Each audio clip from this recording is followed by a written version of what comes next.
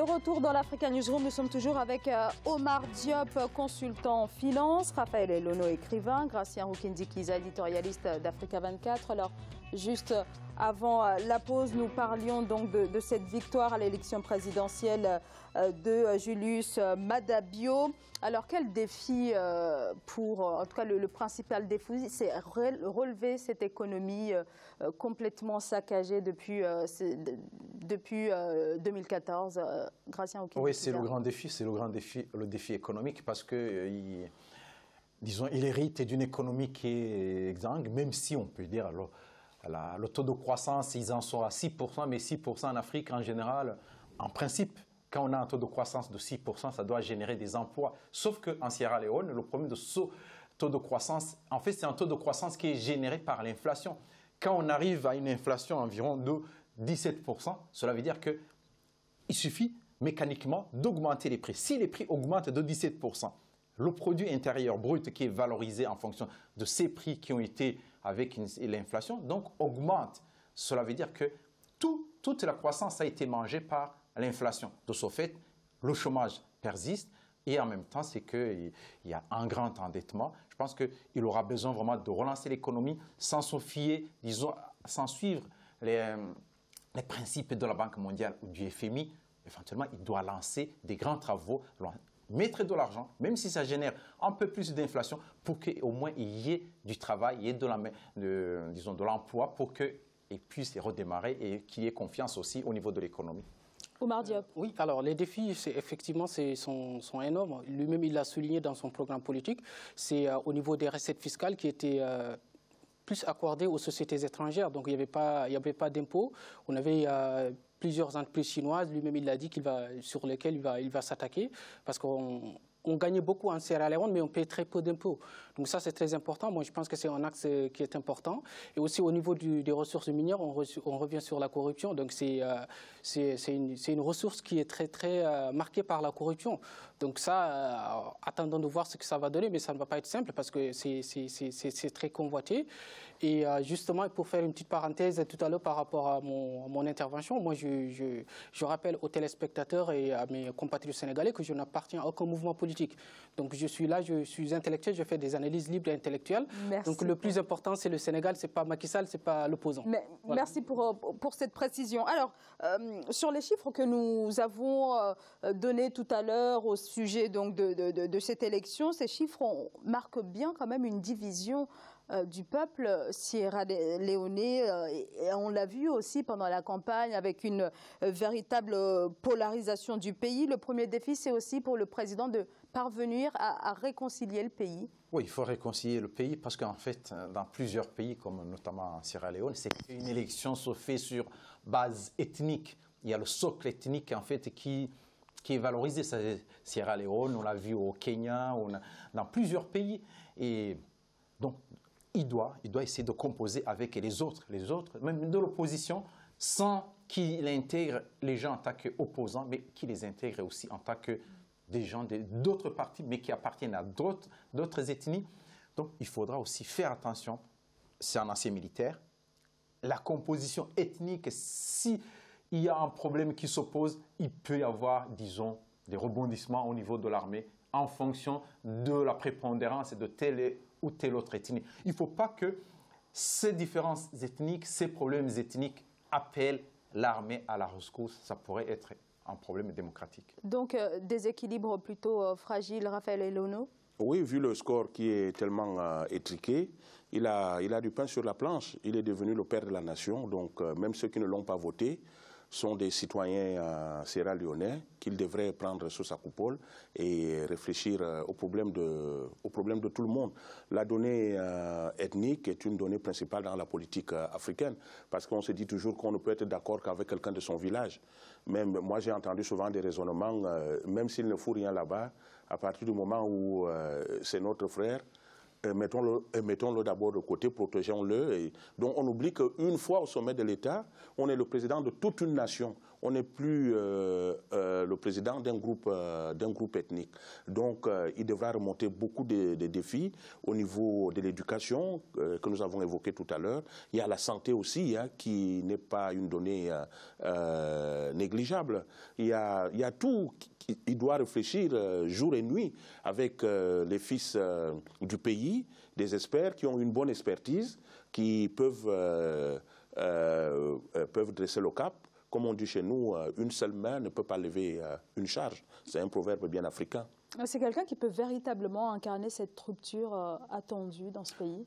Je pense, oui. Je pense que quelqu'un, au vu de son parcours, et c'est quelqu'un qui est très formé, qui est bien formé, parce que quand il a quitté le pouvoir en 1996, il est allé à l'étranger. Il n'y est pas allé pour rien, donc il s'est bien formé. Moi, j'ai eu le plaisir de regarder son programme. C'est un très bon programme politique, notamment sur le volet de l'éducation.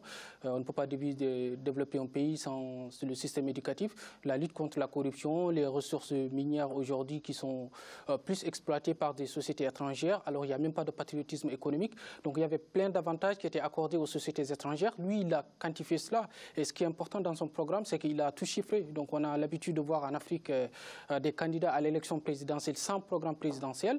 Et là, on a vu tout le contraire. C'est pour ça, au début de mes propos, je disais que ça devrait être médiatisé, que les gens au niveau international comprennent qu'il y a des exemples en Afrique. En Afrique, il y a des guerres, en Afrique, il y a Ebola, certes, mais à côté, on peut aussi donner de nouvelles facettes pour l'image de l'Afrique. Vers quel type de gouvernement il devrait orienter son pays ? Écoutez, moi, je pense qu'il devrait plus se concentrer sur justement les compétences. Parce que moi, souvent, en Afrique, on a... En tout cas, compte tenu de ces équilibres fragiles. Les compétences au niveau des ressources qu'il aura à diriger, parce que c'est l'ossature de son programme politique. Il a lancé des programmes, mais ça, il faut s'en occuper. Il y a des idées, il y a de la mise en œuvre des idées. Vous savez, c'est très important d'avoir une idée, mais à côté, un président, à tout seul, il ne peut pas fonctionner. Il faut des ministres, il faut des DG, il faut des collaborateurs qui sont très expérimentés dans leur domaine. Moi, je pense qu'il faut plus se penser sur ce côté-là et ça pourrait être une plus-value. Je pense qu'il doit être devant un dilemme ou constituer un gouvernement technique ou un gouvernement politique. Alors, s'il constitue un gouvernement politique, cela veut dire qu'il faudra qu'il essaie de compenser avec les opposants. Il a eu 51%, c'est-à-dire qu'il n'a pas une grande adhésion. Il devra intégrer aussi des gens proches de l'opposition. De l'ACP ? Oui, mais par contre, s'il veut un gouvernement technique, des techniciens, des travailleurs, je pense qu'il en a besoin, surtout dans un gouvernement technique. Là, il faudra chercher les compétences partout, dans tout le pays, que ce soit la société civile, l'opposition, même dans son parti, son parti bien sûr, et aussi l'opposition, mais sans que les gens ne viennent avec la casquette de l'opposition. Je pense que ça serait une bonne chose pour la réconciliation et aussi pour le progrès économique du pays. Raphaël Elono ? Oui, il devra faire appel à ceux qui n'ont qu'un seul objectif, la Sierra Leone, leur pays.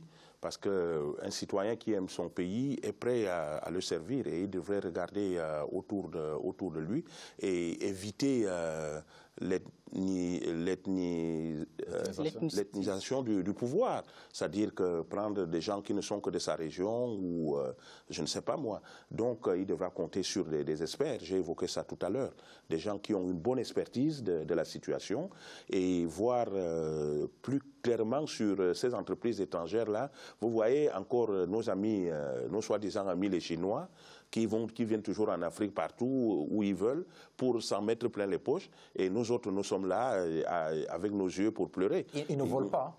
Bon, je sais bien qu'ils ne volent pas, mais on devrait déjà frapper du poing sur la table. Puisque pour que l'Afrique se construise, il faut qu'elle compte sur ses ressources, qu'elle-même puisse les exploiter. Fixer les prix de ces matières premières, ça peut créer des emplois. Ça crée des emplois. Le plus souvent, on a remarqué avec ces Chinois, je n'ai rien contre eux, mais le plus souvent, quand ils arrivent quelque part, jusqu'aux manœuvres, ils font venir des Chinois. Alors on va en parler donc dans notre prochain dossier, place à notre grand angle.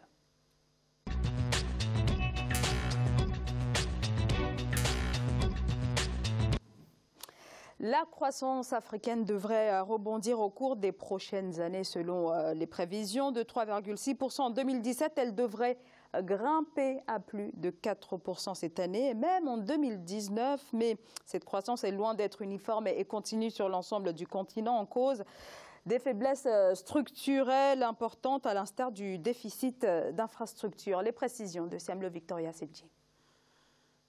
L'Afrique subsaharienne peut gagner jusqu'à 2,6 points de croissance par an en comblant son déficit d'infrastructures. C'est ce que révèle une étude publiée fin mars par la Société financière internationale. L'étude révèle que la région verrait la croissance de son PIB par habitant augmenter de 1,7 points par an si elle rattrapait la moyenne mondiale en termes de quantité et de qualité des infrastructures. Entre 2003 et 2013, l'Afrique subsaharienne a conclu 158 accords de financement de projets pour une dette totale de 59 milliards de dollars contre plus de 5000 projets dans le monde pour une dette totale de 2 milliards de dollars. Selon la Banque africaine de développement, ce chiffre représente 3% du marché mondial. Les financements sont assez compliqués à avoir, c'est parfois dans les budgets nationaux. Et quand bien même on arrive à avoir quelques financements, on a des difficultés immatérielles comme, je vous ai dit tantôt, la politique et la réglementation. Et parfois même, l'exécution des montages financiers sont assez compliqués et très souvent, les projets ne sont pas matures. Chaque année, 43 milliards de dollars sont consacrés au financement des infrastructures en Afrique subsaharienne contre 93 milliards de dollars nécessaires, révèle la Banque africaine de développement.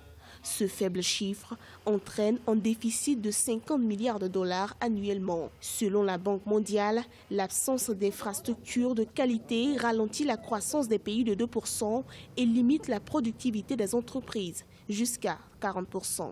Les sources à privilégier, c'est la Banque mondiale, c'est la Banque africaine de développement, c'est la Commission européenne, parce qu'ils nous donnent des prêts concessionnels qui respectent un certain nombre de règles et qui sont à des taux acceptables. Bon, malheureusement, nos États vont généralement dans tous les sens parce que les projets eux-mêmes ne sont pas bien conçus, ce qui fait qu'en pleine réalisation du projet, on se rend compte que les financements qu'on a obtenus par les voies non concessionnelles sont des financements qui ne suffisent pas pour réaliser le projet et on commence à trouver d'autres financements qui paralysent ces projets-là. D'ici 2020, l'institution financière panafricaine s'est engagée à adopter une stratégie à travers des organismes comme le Consortium africain pour les infrastructures qu'elle abrite afin de combler les besoins de financement des infrastructures prioritaires évalués à 68 milliards de dollars. Alors, déficit d'infrastructures lié à l'eau, à l'électricité, au transport et il manque environ 60 milliards de dollars aux 93 milliards pour répondre donc aux demandes de financement. Qu'est-ce qui explique un tel écart, Oumar Diop? Mais écoutez, moi je pense que si 60 ans après les indépendances, on est encore obligé de parler de l'infrastructure en Afrique à ce niveau-là, j'ai tout simplement envie de dire que c'est triste, on a accumulé beaucoup trop de retard. Pour développer des économies, il faut des infrastructures. Partout en Afrique, on a l'impression que c'est que l'héritage colonial, après l'héritage colonial, il n'y a pas grand-chose. Et ça, c'est très, très important. Aujourd'hui, on a un cas qui est à côté, c'est le Maroc. Le Maroc, aujourd'hui, c'est 3000 km de route sur tout le pays. C'est un pays agricole. Alors, développer l'agriculture, ça ne suffit pas. Il faut des infrastructures pour les exporter. Ça, c'est très important. Mais si on prend l'Afrique subsaharienne, on n'est pas à ces niveaux-là. À côté, on a la Guinée-Conakry qui a des ressources minières très importantes, qui est l'un des pays les plus riches en termes de ressources minières, mais qui n'en profitent pas parce qu'il n'y a pas de ressources ferroviaires, il n'y a pas de ressources routières, etc. Moi, je pense que c'est très important aujourd'hui que nous développions nos infrastructures. Si souvent, je reviens au cas du Sénégal, je vois aujourd'hui un TER en grande vitesse, 1200 milliards, les gens ils le critiquent, ils disent que c'est trop cher. On ne mange pas des trains, mais sauf que les trains, ce qu'on mange, c'est les trains qui nous permettent d'avoir ça. À un certain moment, il faut que nous sortions de cela pour dire qu'on ne mange pas des trains. Il faut que nous pensions avoir des instruments de qualité qui nous permettent aujourd'hui d'avancer, parce que sinon, ça peut poser problème.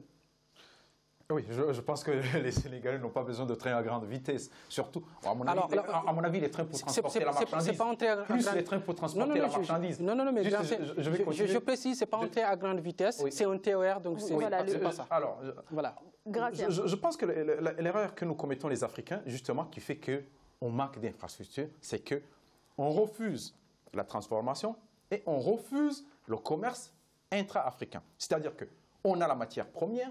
Si on a les mines tout près de l'océan, c'est simple, on les achemine au port. C'est transporté vers l'Europe, l'Asie, les États-Unis, c'est fini. Pour nous, c'est terminé. Donc, on n'a pas besoin finalement des routes, des chemins de fer. On n'a pas besoin d'électricité parce qu'on ne transforme pas la matière première. Cela veut dire que nous refusons nous-mêmes le développement, nous refusons l'émergence parce que nous ne transformons pas la matière première. On a besoin de l'électricité. Quand vous dites personne, vous pensez nous les Africains. Je parle au peuple africain parce que non, je parle d'une manière générale. Nous les Africains, si on ne fait pas ça, cela veut dire que, à un certain moment, il y a les élections aussi. Donc, cela veut dire que, par exemple, en Afrique, regardez, combien de pays ont des centrales nucléaires? On n'a pas assez d'électricité. Inga 2, on n'arrive pas à terminer Inga 2, qui peut éclairer une bonne partie de l'Afrique. Même l'Éthiopie qui est en train de construire un barrage pose un problème. Les routes, les chemins de fer, par exemple, c'est surtout en Afrique de l'Est qu'ils sont en train de mettre des chemins de fer presque partout parce qu'ils se disent qu'ils ont de la matière à transporter. Regardez, en Afrique, rien que la République démocratique du Congo, le coltan qui se trouve dans le Kivu, vous le transportez en matière brute, en matière première. À Kinshasa, le coltan va doubler de prix. Déjà, n'offusquer ce transport parce qu'il n'y a pas de chemin de fer, il n'y a pas de transport. Donc, cela veut dire que finalement, l'infrastructure, on en a besoin, on ne pourra pas se développer, mais en même temps, on n'a pas besoin de construire des trains, on n'a pas besoin de construire des centrales nucléaires ou de l'électricité sans savoir ce qu'on va faire avec, sinon on aura ce qu'on appelle des éléphants blancs. Raphaël Elono? Oui, je crois que nous sommes tous d'accord ici autour de la table que l'Afrique a besoin des infrastructures, mais j'aime toujours remonter à la genèse des choses. Qu'est-ce qui arrive au pouvoir en Afrique? Nous avons une indépendance depuis 60 ans. Ce sont des gens qui avaient une feuille de route qui était dictée par le colon et qui devaient agir selon les desiderata de ces colons-là. Et jusqu'aujourd'hui... Ils sont encore au pouvoir. Voilà, ils sont encore au pouvoir aujourd'hui, alors que nous avons des exemples dans le monde. Regardez la Corée. En 1950, il n'y avait même pas un endroit où un oiseau pouvait se poser. Si la Corée est bien placée dans le monde aujourd'hui et inquiète les États-Unis, c'est parce que la Corée a la matière grise. Et nous ne sommes pas différents des Coréens. Nous sommes tous des êtres de chair, d'os et d'émotions.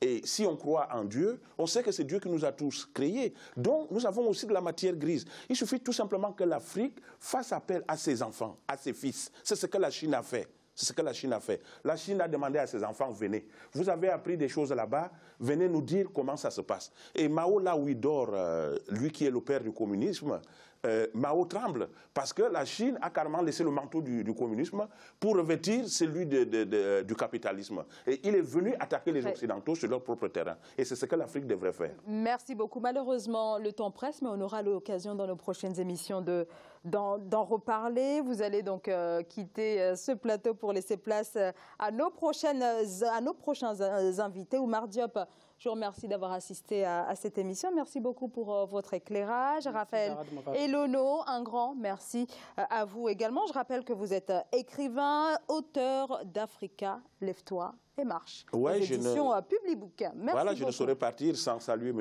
Mohamed, qui est un fidèle de votre émission. Et en dernier recours, j'embrasse ma dulcinée, celle qui fait vibrer mon muscle cardiaque, Raphaël Elono. Merci beaucoup à vous également, Gracien Rukindi-Kiza, d'avoir participé à cette émission. À très bientôt. Et quant à nous, on va marquer une courte pause. Restez avec nous, à tout de suite.